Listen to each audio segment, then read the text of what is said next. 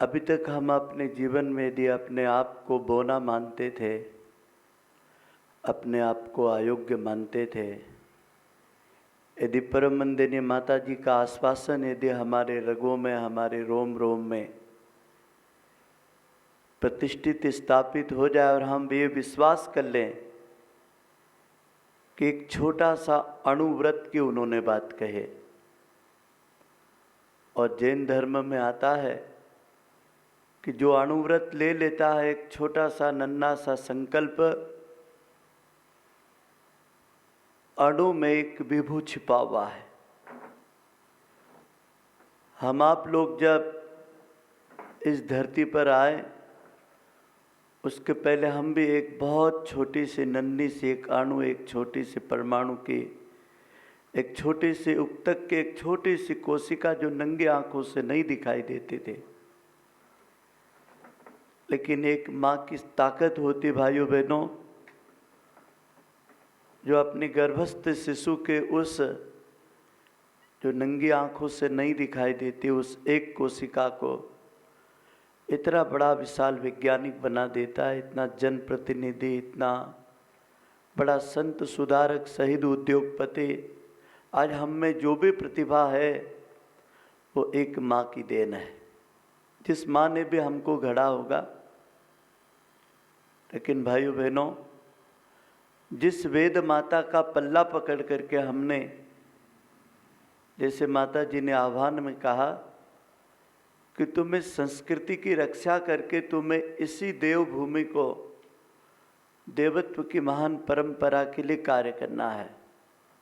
आप तो ये विश्वास करना कि अभी तक का जो समय बीता है भारत का, उसमें ये मान करके चलो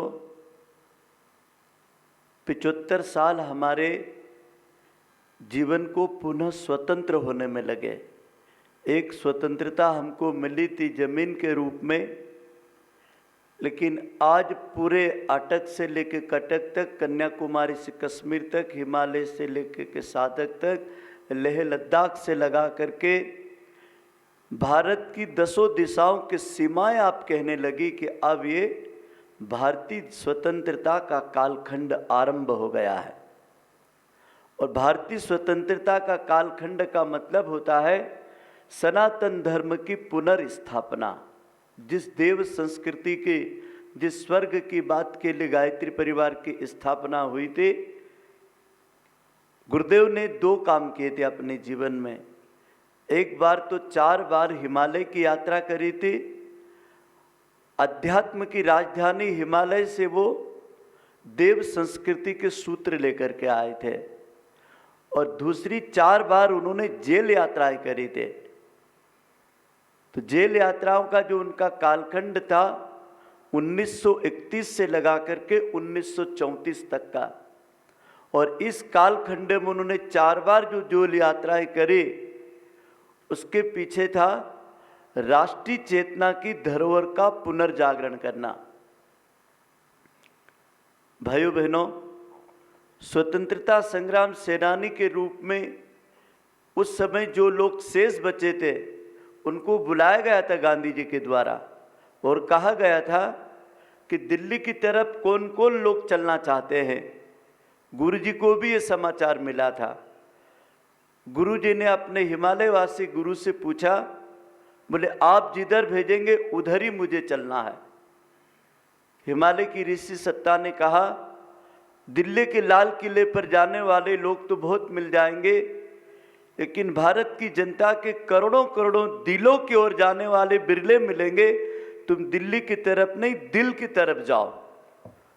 और उन्होंने उस समय की जो जनसंख्या थी मात्र 35 करोड़ थे, 35 करोड़ जनता के लिए उन्होंने सोचना शुरू किया। आज हम उसी 35 करोड़ जनसंख्या से कहां पर आ गए? 140 करोड़। 140 करोड़ लोगों के लिए अब हमको सोचना है। गुरुदेव ने उस समय सोचा था कि भारत को संपूर्ण सांस्कृतिक दृष्टि से मुझे बचाना है। उन्होंने अपनी शक्ति और सामर्थ्य लगाई। अब हम बच्चों की संख्या कितनी हो गई ये एक जिले के लोग बैठे हुए हैं। ऐसे 50 जिले तो केवल मध्य प्रदेश में है। और सोच के देखो, 600 से अधिक जिले पूरे भारत के जब इकट्ठे होते हैं हमारे किसी बड़े आयोजन में, तो गायत्री परिवार का एक स्वतंत्र कुंभ लग जाता है। जो देश के सभी धर्माचार्य, शंकराचार्य, महामंडलेश्वर, अखाड़े मिलकर के जो कुंभ लगाते हैं, ऐसा गायत्री परिवार अपना अकेला एक कुंभ लगा लेता है। ये शक्ति किसकी थी? उस महापुरुष की थी भाइयों बहनों, जिन्होंने आज के दिन के लिए हमारी इतनी बड़ी संतों, सुधारकों, शहीदों की महान परंपरा की टकसाल खड़ी करे। हम में से कोई भी भाई बहन अपने आप को अयोग्य, छोटा बोना न माने। बस ये तय कर ले आज की गोष्ठी में, क्या हम उस ऋषि के अभिन्न अंग अवयव हैं, और इस 3 साल के लिए हम अपने बहुमूल्य समय को, बहुमूल्य अपनी प्रतिभा को देव संस्कृति के पुनर्जागरण की, सनातन मूल्यों की रक्षा के लिए हम प्राणपण से अपने आप को नियोजित कर देंगे। नियोजित करने का तरीके बड़े सरल है। सबसे पहला तरीका है परम वंदनीय माता जी के अवतरण का शताब्दी समारोह। अर्थात माता जी स्नेह सलीला थी, शक्ति स्वरूपा थी, सजल श्रद्धा थी, करुणामयी थी और साक्षात अन्नपूर्णा का प्रतिरूप थे। क्योंकि हम तो उन लोगों की गोद में पले बड़े हुए, उनके उंगलियों के, उनके कोमल चरण कमलों का स्पर्श पाए बच्चे हैं। और सारे लोग तो ऐसे होते हैं जो उस कालखंड की केवल कहानियां सुनते हैं, उसका इतिहास पढ़ते हैं, लेकिन हमने तो उस इतिहास को घटित होते देखा, अपने आंखों से उस इतिहास को पलते देखा। भाइयों बहनों, परम वंदनीय माता जी ने और गुरुदेव ने अपने जीवन की समग्र तप शक्ति का नियोजन और संचार किसमें किया? उसी कालखंड में 20 जनवरी 1926 को ईश्वर पूरी धरती को देखता है कि कौन सी धरती से क्या संभावना है, और वो एक दीपक का रूप लेकर के ऋषियों के पास जाके कहता है, तुम सभी ऋषि मिलकर एक संकल्प करो कि देव संस्कृति की आत्मा की रक्षा कौन कर सकता है। सारे ऋषिगण उस प्रकाश में विलीन होकर के खोज करते हैं, और वो दिन जब 15 वर्ष के बच्चे को चुनने का आता है, आगरा के पास सावलखेड़ा की पावन धरती पे, ऐसी नापोगे तो 4.25 फीट की और ऐसी नापोगे तो 13 फीट की एक छोटी सी कोठड़ी के अंदर एक ब्राह्मण बालक, जिनके पिता श्री भागवत के विद्वान आचार्य और पूरी आगरा जनपद क्षेत्र में जिनका नाम चलता था, और वहाँ पर 57 गांव ऐसे हैं जो गुरुजी के पिताजी के कुल वंश के शिष्य कहे जाते थे। लेकिन एक ब्राह्मण बालक ने अपनी पैतृक ब्राह्मण परंपरा को त्याग करके ब्राह्मण बनाने की टकसाल खड़ी कर दी। एक बार की घटना, एक आदमी ने मेरे से पूछा था, सेंधवा में कोई भंडारा चल रहा था और वहां वो सबको जिमा रहे थे।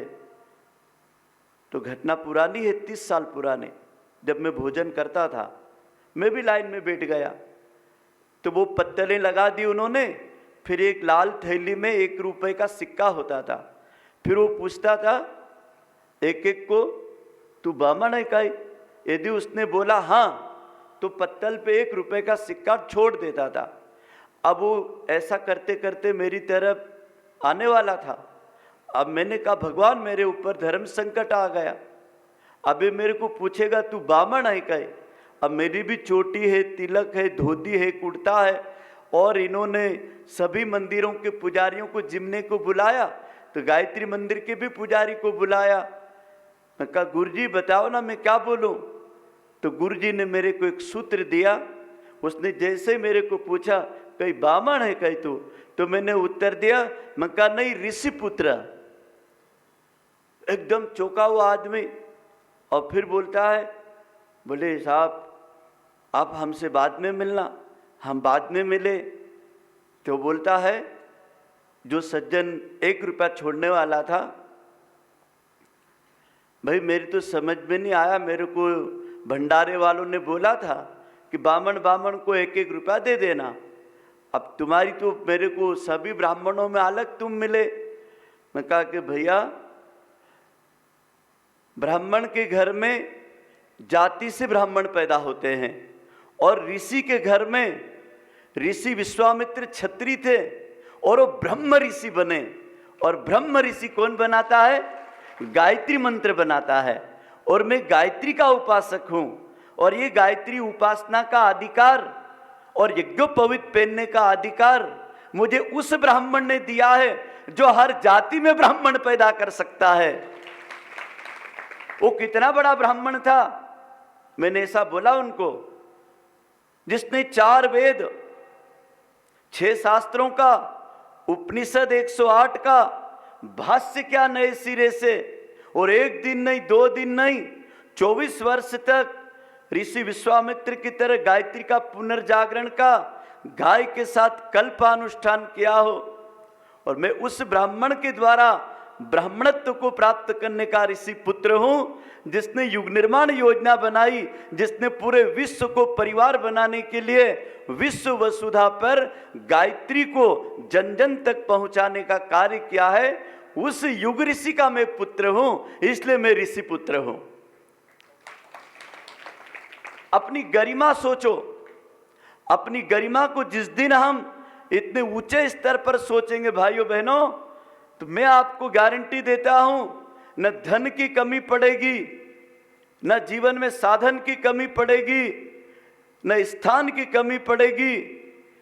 किसी भी दुनिया के क्षेत्र में चले जाना, जहां तुम्हें कोई नहीं पहचानता है, तुम्हें अपना बनाने वालों की भी कमी नहीं पड़ेगी। क्यों? क्योंकि हम इतना विस्तार कर चुके हैं। हमारा विस्तार जो है वो किसी सीमाओं में बांधा नहीं जा सकता है। ये बात अलग है कि हम टेलीविजन के माध्यम से किसी चैनल पे नहीं आते हैं, अखबारों के माध्यम से हम मीडिया में अपनी केवल बात नहीं छपवाते हैं, क्योंकि हम लोगों को सुनाने और देखने में कम विश्वास करते हैं, हम कर्म में ज़्यादा विश्वास करते हैं। तो हमारा कर्म बोलता है, हम वाणी से बोलने वाले लोग नहीं है। और आज अपने जिले में, अपनी तहसील में, अपने गांव में यदि मिशन का कर्म बोलता है, उसका परिणाम है कि आज ये सुरभि मंडपम केसरिया कपड़ों से सज गया। क्यों? मिशन ने कर्म किया है। परम वंदनीय माताजी परम पूज्य गुरुदेव के सूत्रों को आप तक पहुंचाने के लिए हमारे 19 शक्तिपीठ, प्रज्ञापीठ, चरणपीठ, यहाँ के हमारे परिव्राजक भाई बहन, यहाँ के हमारी समितियाँ, यहाँ का हमारे ट्रस्ट मंडल, और इसी के साथ में हमारे तहसील संयोजक, ग्राम संयोजक, जिला समन्वय समितियाँ, इन सब का मंगलमयी पुरुषार्थ का नाम है हमारे जिले की गतिविधियों में संपूर्ण रूप से जो भी कुछ सिस्टम खड़ा किया है उसमें आप एक एक का योगदान लगा हुआ है। भाइयों बहनों, इस मंच से जो भी कुछ बंदा बोलता है गायत्री परिवार का, वो अपनी बात नहीं बोलता है, वो युग ऋषि हम आपके लिए कुछ कहना चाहते हैं वही बात बोली जाती है। भाइयों बहनों, ऐसा सोच के देखो, अपने गुरु की हमने शताब्दी भी मनाई थे, आप सब ने मनाई थे। अब सोचो अपनी गुरुमाई की और दूसरा अपने गुरु की शताब्दी मनाने का हमको सौभाग्य मिला है। अखंड दीपक कौन है? गुरु जी के गुरु जी, मतलब एक तरह से दादा गुरुदेव के अवतरण की शताब्दी। अखंड दीपक केवल मात्र एक जलता हुआ गाय के घी का दीपक नहीं है। गुरुदेव ने कहा था, बोले यदि मुझसे कोई पूछता है, बोले आपके गुरु कहाँ है, तो गुरु जी बोलते थे मेरे गुरु प्रकाश और प्राण के रूप में है। तो बोले वो दर्शन देते क्या? बोले उसके दर्शन के लिए 4 बजे रात से लाइन लग जाती है, और 15 करोड़ गायत्री परिवार के लोग आज शांति कुंज में जाकर के किस गुरु के दर्शन करते हैं? अखंड दीपक वाले गुरु के दर्शन करते हैं। कैसे दर्शन करते हैं? एक लाइन में लग करके केवल प्राण और प्रकाश के रूप में दर्शन करते थे। माता जी गुरुदेव ने जब शरीर छोड़ा तो उन्होंने उनकी वसीयत लिखे शरीर छोड़ने के पहले, और उसमें उन्होंने लिखा कि हम मिले हैं बिछुड़ने के लिए नहीं, हमारा रिश्ता शाश्वत रहेगा। अब हम दोनों अपनी प्राण और प्रकाश की काया के रूप में इस अखंड दीपक में हम अपने आप को समाहित करेंगे। हमारी चेतना के हमने 5 भाग जीते जी बना दिए थे, जिसका नाम क्या रखा था उन्होंने? पंचवीर भद्र। क्या नाम रखा था? ऐसा विश्व में कोई महापुरुष आया हो जिन्होंने अपनी काया के पंचवीर भद्रों के द्वारा इस संसार के अंदर आध्यात्मिक काम किया हो, तो एक पहला व्यक्ति है युग ऋषि। भाइयों बहनों, उनका एक शरीर रहता था हिमालय में, जहाँ ऋषियों की पावन मंगलमय योजना के लिए तप करता था, और एक शरीर उनका रहता था लेखनी में, जो पत्र पत्रिकाएं अखंड ज्योति लिखता था, और एक शरीर रहता था शांति कुंज के 5 संस्थान जो गुरुदेव ने बनाए, चाहे वो जन्मभूमि आवलखेड़ा हो, चाहे तपोभूमि हो, चाहे घिया मंडी का अखंड ज्योति संस्थान हो, हमारा ब्रह्मवर्चस्व संस्थान हो, चाहे हमारा शांति कुंज हरिद्वार हो। वो कह के गए थे, मैंने अपने शरीर के 2 हिस्से जो हैं उनको बचा के रखा, इन 3 हिस्सों को यहाँ पर स्थापित कर दिया। तो एक हिस्सा मेरा काम करता है विश्व वसुधा पर उन विभूतियों की खोज में लगा रहता है जो विश्व मानवता का कल्याण कर सके। गायत्री परिवार का नाम क्या है? अखिल विश्व गायत्री परिवार। भारत गायत्री परिवार नहीं, किसी सीमा में गायत्री परिवार को मत बांधना। आज हम 80 देशों में काम करते हैं, विदेश के 80 देशों में भी वैसे ही काम चलते हैं। सोच के देखिए, 500 एकड़ से अधिक जमीन के ऊपर तो अमेरिका में हमारा आश्रम बना हुआ है, जहां पर संपूर्ण शांति कुंज में जो गतिविधियां चलती है उसको वहां की पूरी संस्कृति मंत्री ने, वहां की पार्लियामेंट ने प्रस्ताव करके हमको जमीन दे, जहां एक पैर रखने के लिए 10 बार आज्ञा लेनी पड़ती है। और गायत्री परिवार को 500 एकड़ जमीन क्यों दे दी होगे? क्यों? क्योंकि ये विश्व का परिवार है। इसने किसी भारत को बदलने का उद्देश्य नहीं रखा है। हमारे परिजन विश्व स्तर का काम करते हैं। और दूसरा शरीर उनका काम करता है, जो लोग गायत्री परिवार में दीक्षित हो जाते हैं और जिन लोगों ने अपने अपने जिलों में, राज्यों में, तहसीलों में शक्तिपीठ, प्रज्ञापीठ, चरणपीठ या गौ विज्ञान शालाएं या चेतना केंद्र बनाए हैं, तो वो एक शरीर हमारा क्रियाकलाप जहाँ चलते हैं 100 सूत्री कार्यक्रम, उन परिजनों के भवनों में, क्रियाकलापों में, उन परिजनों के कदमों में काम करता है। हमारी चाल जब चलती ना युग निर्माण के लिए, तो ये सोचना नहीं कि मैं चल रहा हूँ, ऐसा भाव करना गुरुजी चल रहे हैं। और शक्तिपीठ, प्रज्ञापीठ पे जाओ ना, ऐसा नहीं सोचना कि कोई मंदिर है, ये मेरे गुरुजी का शरीर है। उसको सीमेंट सरिये का भवन मत मानना। उसको जिस श्रद्धा से गायत्री परिवार में स्थापित किया है, उसी श्रद्धा से उसको हमको मानना पड़ेगा। मैं 2-3 दिन पहले कोई दर्शन शास्त्र पढ़ रहा था, तो उसमें एक जगह लिखा था, भाव से वीर्य बनता है। क्या लिखा था? भाव से वीर्य बनता है, और वीर्य से विचार बनते हैं, और विचार से पुरुषार्थ बनता है, और पुरुषार्थ से संस्कार बनते हैं, और संस्कार से संसार बनता है। तो बोले जितना भी संसार का विस्तार हुआ है ना, ये वीर्य से हुआ है। और वीर्य की उत्पत्ति कहाँ से होती है? आप लोग भी आश्चर्य करेंगे।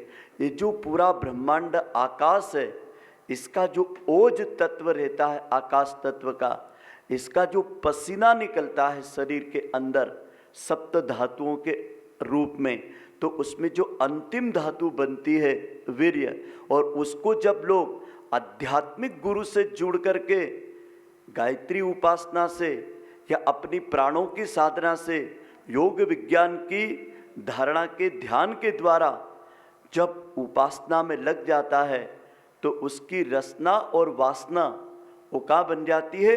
उपासना बन जाती है। आज आम आदमी कहाँ जी रहा है? रसना में जी रहा है। रसना किसको कहते? जीवान को। और जीवान में क्या होता है? स्वाद होता है। और वासना किसको कहते हैं? भोग इंद्रियां। आज आदमी भोग और पतन का रास्ता ढूंढ रहा है, लेकिन जो गायत्री साधना करता है उसकी उपासना शक्ति उसको इतना ऊपर उठा देती है कि वो विश्व हित के लिए कार्य करने का एक ब्रह्म अस्त्र बन जाता है। क्यों? क्योंकि गायत्री मंत्र ऋषि विश्वामित्र देव से क्षत्रिय पुत्र को ब्रह्म ऋषि बना सकते हैं, और एक कक्षा 5 तक पढ़े लिखे व्यक्ति को युग का व्यास बना सकती है। हम आप जैसे छोटे छोटे गांव के किसानों के बच्चों को यहाँ गिरिवासी, वनवासी, गांववासी, पढ़े अनपढ़ सब लोग जुड़े, लेकिन उनके द्वारा जो उच्च स्तरीय कार्य सब भाई बहनों के द्वारा हुए, वो सारे कर्मों की शक्ति किसमें थी? विचारों में थे। तो युग ऋषि ने कौन सा काम चलाया था?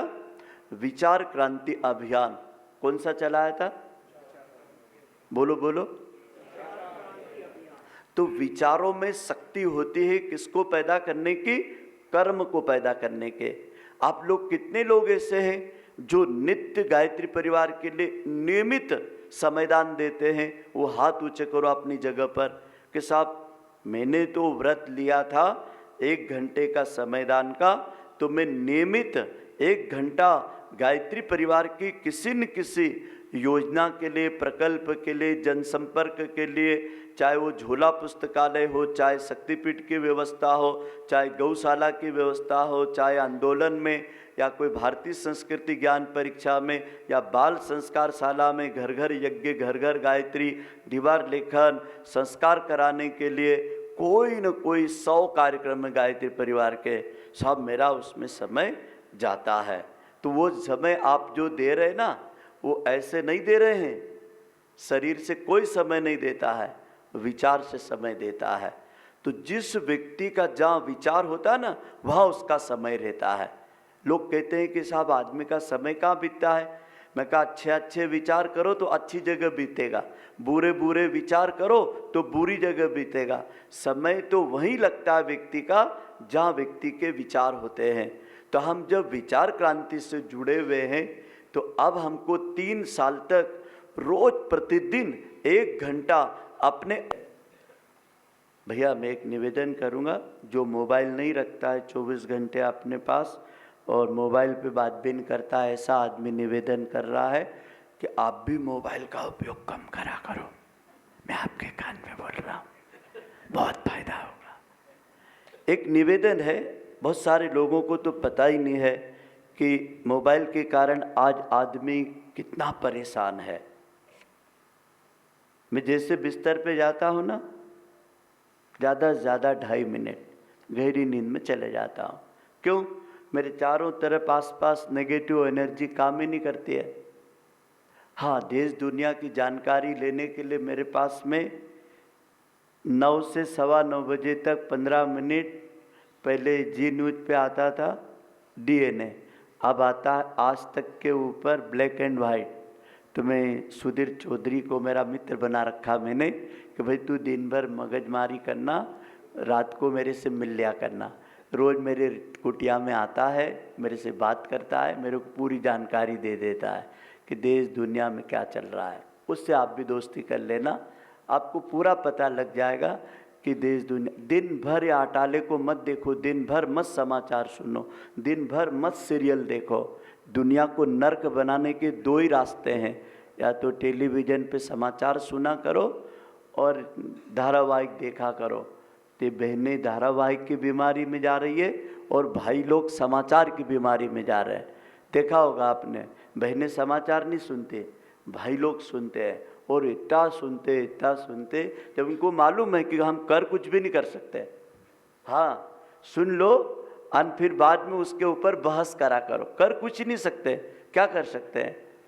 और कुछ लोग तो इतने अपने जीवन के समय के खाली लोग हैं कि अखबार की एक एक लाइन पढ़ेंगे, उसको भी नशा लग गया है, जबकि वो भी कई काम का नहीं। मेरे गेट के अंदर अखबार नहीं आता, हम नहीं पढ़ते हैं। कोई नुकसान? कोई नुकसान नहीं। 5 बातें, नाम बदल जाते, जगह बदल जाते।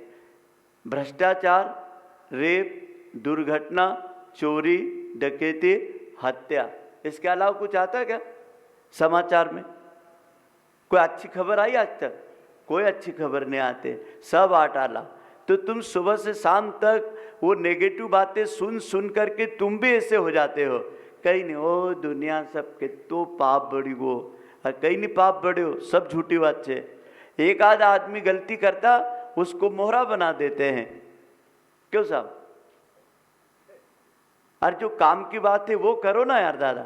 तो आपसे निवेदन है कि अभी मोबाइल पूरे बंद कर लेना और 1-2 घंटा रोज बंद रखना।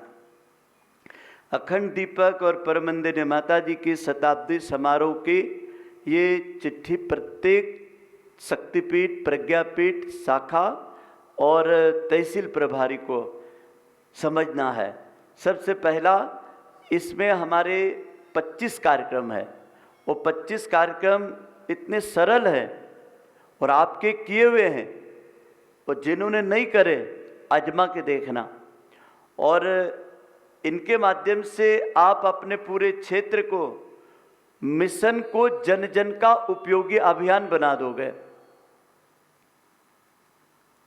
एक कोई सज्जन बोल रहा था, बोले यार सनातन धर्म कब जागेगा? मगर कब सोया था वो?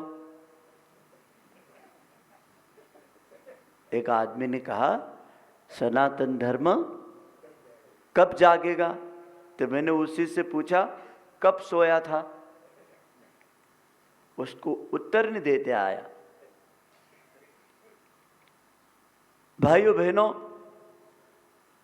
जब सज्जन शक्ति मौन हो जाती है तो सनातन धर्म की जो हलचल होती है वो मौन हो जाती है। और जब सज्जन शक्ति, सद्प्रवृत्तियां जब इकट्ठी हो जाती है तो दुर्जन शक्ति अपने आप निष्क्रिय हो जाती है। तो दुर्जन शक्ति को बढ़ने को लोग कलयुग कहते हैं और सज्जन शक्ति को बढ़ने को सतयुग कहते हैं। आप कौन सा युग चाहते हैं? सतयुग चाहते हैं। तो सतयुग का अवतरण होगा, मैं नहीं बोल रहा हूं।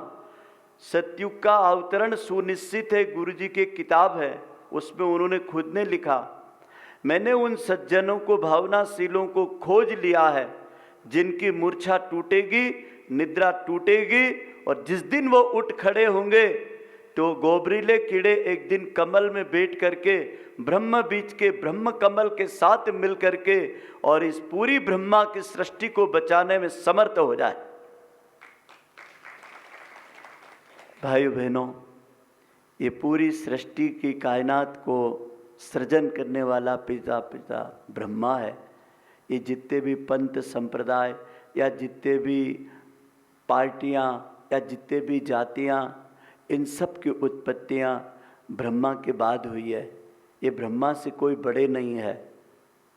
चाहे जितने भी संप्रदायों की यदि आप पढ़ोगे ना, तो कोई 1400 साल पहले, कोई 2000 साल पहले, कोई 2600 साल पहले, ऐसी इनकी उम्र है। अनंत अनादिकाल का है सनातन परंपरा। तो सनातन परंपरा के जो लोग जुड़े हुए हैं ना, ऐसा लगता है कि वो खुद ही सनातन परंपरा की कब्र खोदने में लगे हुए हैं, वो खुद ही उसको उजाड़ने में लगे हुए हैं।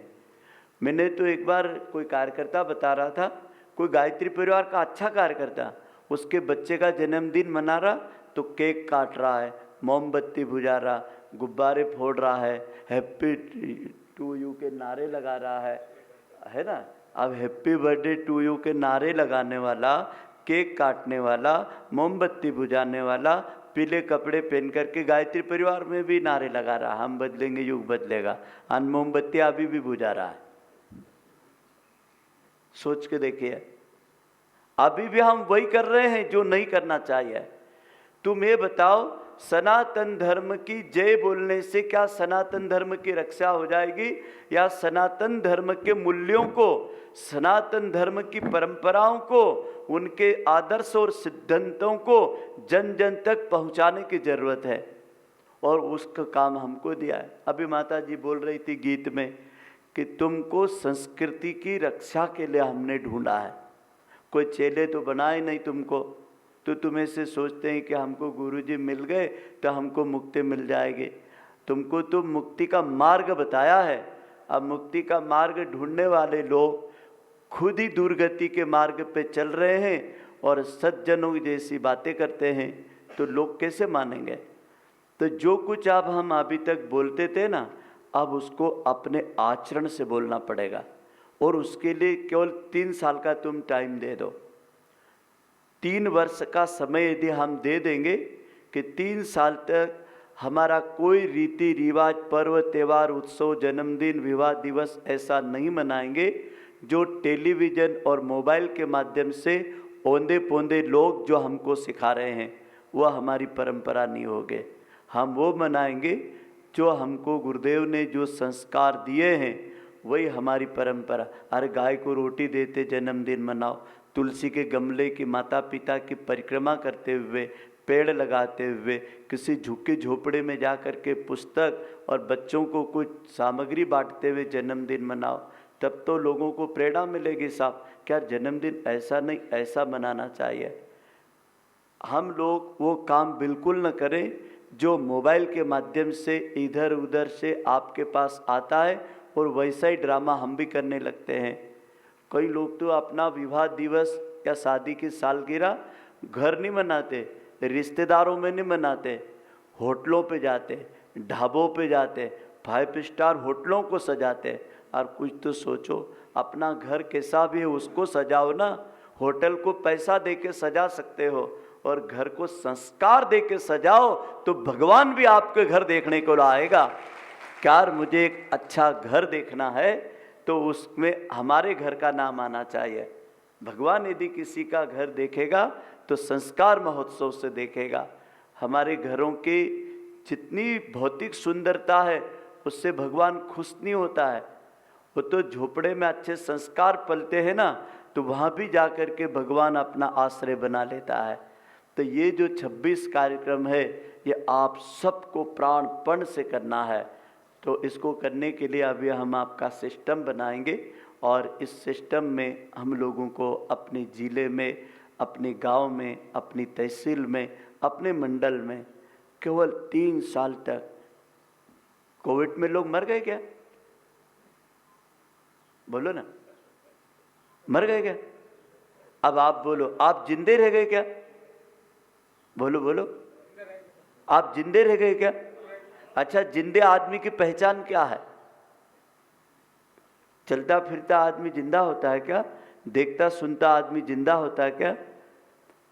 जिंदा वो होता है जिसके भीतर की आंखें खुलती, वो जिंदा होता है। प्राणवान वो होता है जो हृदय से प्राणों की गहराई को नाभि तक उतार करके संवेदना और प्रखरता में जीता है। इसीलिए गुरुदेव ने महाकाल का मंदिर किसको कहा? प्रखर प्रज्ञा और सजल श्रद्धा को। जिसकी संवेदना जागी होगी ना, वो जागा हुआ इंसान है। जिसके दिमाग की प्रखरता जागी होगी ना, वो जागा हुआ इंसान है। बाकी तो कोविड में लोग मरे, ऐसे जिंदा लोग भी मरे हुए हैं जो किसी के काम नहीं आते हैं। मैं बच्चों को बोल रहा था कि जो किसी के काम आए उसे इंसान कहते हैं, जो किसी के काम नहीं आए उसको हैवान कहते हैं। तो बच्चे लोग गाया करें। फिर मैंने उनको कहा, मैं कहा कौन किसके काम आएगा? तो 2-2 बच्चे मेरे को बताना कि कौन किसके काम आया। आप आश्चर्य करेंगे। एक बच्चा मेरे पास एक बच्चे को पकड़ के ले आया, पंडित जी मैं बच्चे के काम आया, मेरे को इंसान बोलो आप। मैं कहा बोलो तो इसके क्या काम आया? तो कितना अच्छा जवाब दिया। बोलिए छोटा है मैं बड़ा है, इसके कपड़े धोने में मैंने मदद करी, और इसकी पुस्तकें जो आस्ते व्यस्ते थी मैंने ठीक कर दी, और इसकी कक्षा में इसको अच्छा पढ़ाई कैसे करना, देखो इसको होमवर्क मैंने करा दिया।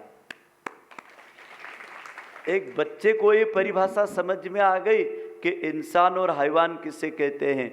बस जागे हुए लोगों, आपको घंटों प्रवचन नहीं देना है, आप गायत्री परिवार में कैसे जुड़े, आपने तुलसी कैसे लगाई, आप गाय की कैसे सेवा करते हो, आप माँ बाप के साथ कैसे रहते हो, आपके बच्चों को आप किस तरीके से व्यसन मुक्त रखते हो, आपकी पत्नी का आप कैसा सम्मान करते हो। ऐसे ही कुछ कहानी बना करके अपने उन लोगों के पास जाओ जो लोग इस कहानी के लेखक आपके जीवन की किताब से बन सकते हैं। हमने अपनी जीवन की किताब बनाई है, सब लोगों ने, अच्छे लोगों ने अच्छी किताब लिखी जीवन के, तो हम इस जीवन के एक शिल्पकार हैं। अपन ने अपनी ज़िंदगी बनाई गुरुदेव के विचारों से, हम इस ज़िंदगी की किताब के लेखक हैं। इस ज़िंदगी पे कुछ पन्ने हमने लिखे इतने साल में, उसकी शताब्दी मनाओ आप। हम इस ज़िंदगी के एक माली हैं, इसका हमने एक सुंदर बगीचा बनाया है जिसको देव परिवार कहते हैं। तो देव परिवार के अनुगमन करने वाले मेरे भाइयों बहनों, अब हमें अपनी जिम्मेदारी से ज़्यादा नहीं, अपने जैसे 5 परिवार बनाना है। वो भी कब?